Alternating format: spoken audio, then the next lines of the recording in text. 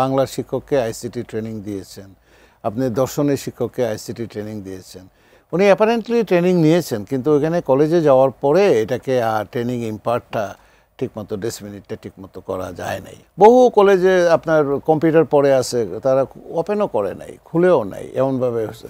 বিরতির আগে একজন দর্শক ফোন করেছিলেন, শিক্ষক ফোন করেছিলেন, তিনি বলেছিলেন যে তার স্কুলে ট্রেনিং হয়েছে, ট্রেনিং নিয়েছেন, ট্রেনিংটা ঠিকমতো হয়নি, ট্রেনিং নিয়ে অসন্তুষ্ট না। এটা নিয়ে আমি একদম মানে আপনার খুবই মানে আপনার অ্যাডজাস্টেড অবস্থার ভিতরে আছে। আপনার ট্রেনিং যে উদ্দেশ্যে করা হয় বা যে উদ্দেশ্যে করা হয়েছে, এটা বেশিরভাগ ক্ষেত্রেই যে রেসপন্ডেন্ট সিলেকশনে ভুল ছিল।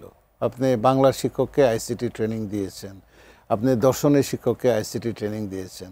উনি অ্যাপারেন্টলি ট্রেনিং নিয়েছেন, কিন্তু ওখানে কলেজে যাওয়ার পরে এটাকে আর ট্রেনিং ইম্পার্টটা ঠিকমতো মিনিটটা ঠিকমতো করা যায় নাই। সবার ক্ষেত্রে যে একই রকম তা আমি বলছি না, ভালো আছেন দুইজন। আপনার সায়েন্স ব্যাকগ্রাউন্ডে যদি না হয়, তাহলে আপনি সায়েন্সের সাবজেক্টে ট্রেনিং দিয়ে কোনো লাভ নেই। আপনি ওনাদেরকে কন্টিনিউয়াস প্রফেশনাল ডেভেলপমেন্টে ট্রেনিং দিতে পারেন, সিপিটি ট্রেনিং দেন, তাতে অসুবিধা নাই, প্যাডাগজি ট্রেনিং দেন, আপনি কমিউনিকেশনের ট্রেনিং দেন, কোনো অসুবিধা নেই, সেই জায়গাগুলোতে আছে। এবং মোতায়ের সাহেবের সাথে আমি এগ্রি করি।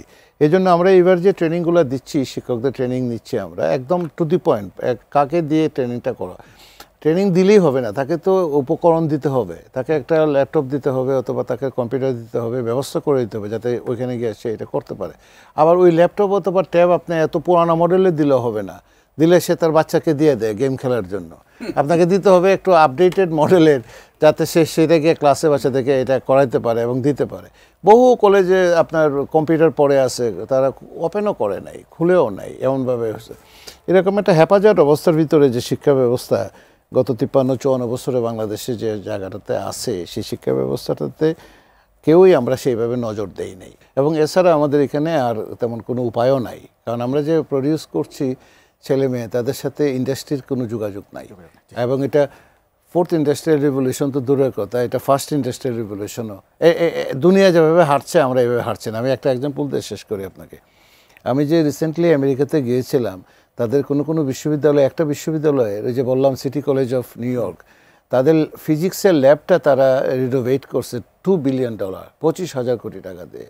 কারণ সেখানে ফোটন নিয়ে গবেষণা হচ্ছে, সেখানে 16 জন নোবেল লরিয়েট প্রডিউস করছে তারা। So unless and until you invest huge amount in the education sector, you can't expect a change.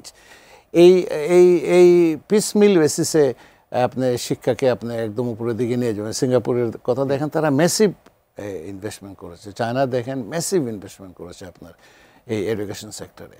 এবং ওইটা যদি আপনি ভালো করে করতে পারেন, ওরাই আপনাকে অন্যান্য যে ডেভেলপমেন্ট, আপনি যে পিলার ভিত্তিক ডেভেলপমেন্ট দেখতে চান, যে পিলার যত বেশি পিলার হবে, সেটা ওরাই করবে।